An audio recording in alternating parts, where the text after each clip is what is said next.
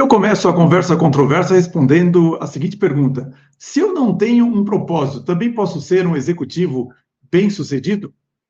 Bom, eu tenho dito ultimamente que essa conversa de propósito ela é extremamente relevante. Eu recomendo que você tenha um propósito, uma vez que empresas possuem propósitos, e você consegue alinhar o seu ao da empresa, você vai com certeza ser alguém de muito valor no mercado. Entretanto, o propósito ele não é tudo. E um fator que nós temos ignorado ou deixado de lado por um certo tempo é justamente a questão da vocação, que é algo que eu tenho chamado também a sua atenção ao longo do tempo, que é aquele chamado interior que te diz qual é a direção que você deve seguir para a sua carreira ou mesmo para a sua vida. E hoje em dia, como a gente tem uma ideia de que para ser executiva eu tenho que ser uma pessoa mais sofisticada, eu tenho que ignorar totalmente o mundo sobrenatural, não tenho que pensar nessas coisas, a gente acaba esquecendo que, de fato, a sua vocação é um fator importante.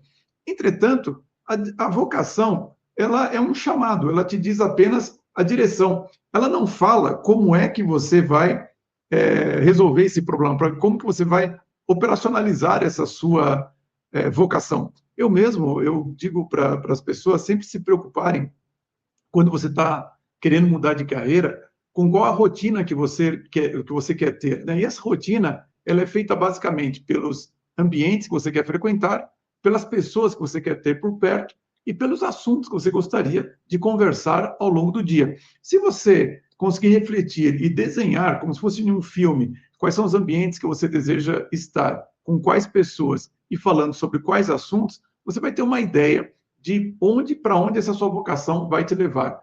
Eu mesmo, eu nunca pensei que eu seria um coach executivo ou um mentor de executivos. O que eu queria realmente, o que eu achava que era uma coisa que me dava muita energia, era muito mais assim, estar em ambientes que eu considerava estéticos, eu gostava muito de ter uma oscilação entre reuniões e a oportunidade de poder falar com um grupo grande de pessoas, como me referir a reuniões individuais, né? Ou estar numa apresentação, num workshop, numa palestra.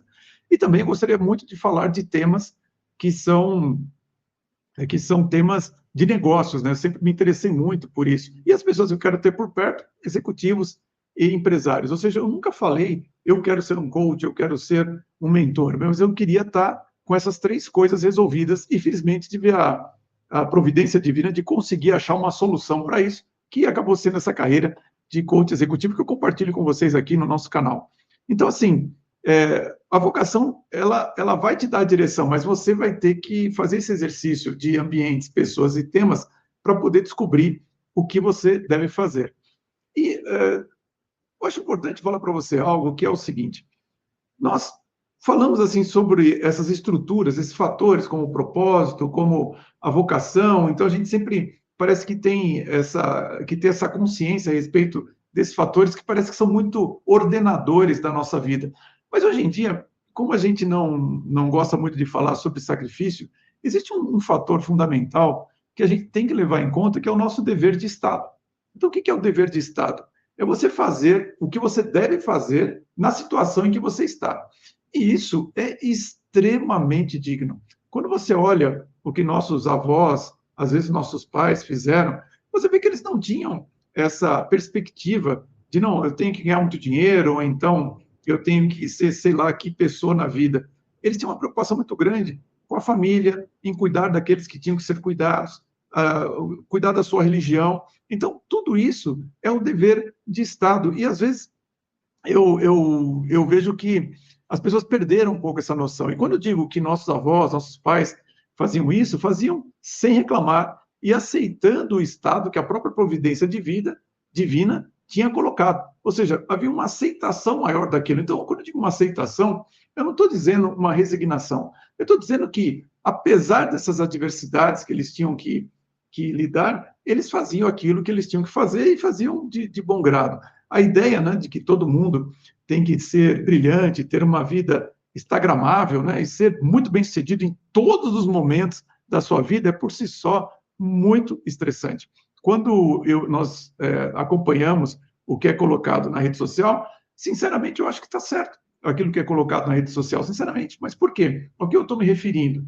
É que, no passado, quando a gente tinha os álbuns de foto, ninguém fazia um álbum de fotos de como foi sua passagem no hospital, ou as grandes tragédias da sua vida, né? Eu acho isso até uma coisa meio esquisita hoje em dia. Eu vejo pessoas colocando fotos de quando ela está no hospital, ela está, sei lá, fazendo algo que não é bacana. A gente tinha fotos do que era o álbum de casamento, era o álbum de uma viagem, era o álbum de algum evento da nossa formatura. Então, acho isso é uma coisa relevante. Mas, ao mesmo tempo, com os álbuns, ninguém tinha noção de que aquilo era a vida toda da pessoa. O que eu acho estranho hoje é as pessoas imaginarem que aquilo que aparece no Instagram é a vida completa de alguém, que você tem que ter uma vida como aquela pessoa. Até porque é interessante, né? Quando você vê a repetição, né? Algumas pessoas colocam ali de alguma atividade, algum hobby que ela faz, aquilo ali acaba ficando repetitivo, porque a vida no final do dia é isso, a gente repete aquilo que a gente gosta de fazer. Agora, o que tem valor também é importante você ver que muitas pessoas tiveram uma vida de muito sacrifício, perdão, não tiveram, têm uma vida de muito sacrifício e adversidade, mas elas conseguem se manter sãs, cuidar de suas famílias e manterem-se dignas e são, em geral, muito mais felizes ao fim de sua vida.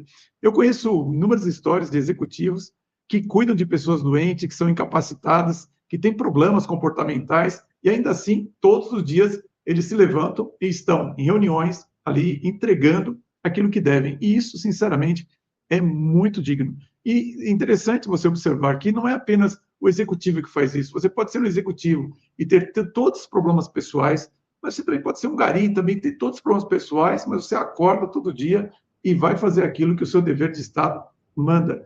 E é isso que faz com que nós tenhamos famílias, bairros, cidades e países saudáveis, né? A ideia de que todo mundo tem que viver como se fosse um conto de fadas, não apenas ela é irreal, mas acho que isso tem sido a causa de muita infelicidade, muito mais do que as adversidades que são frequentes na nossa vida.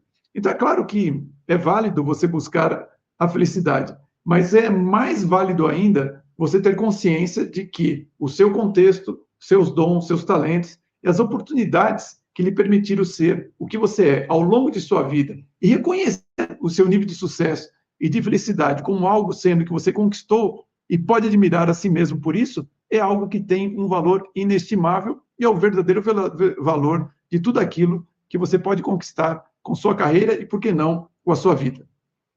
Semana que vem, 19h30, mais um episódio do podcast do canal O Executivo. Você que nos patrocina é muito bem-vindo. Eu sou muito grato a você por isso. Um grande abraço a todos e vamos em frente.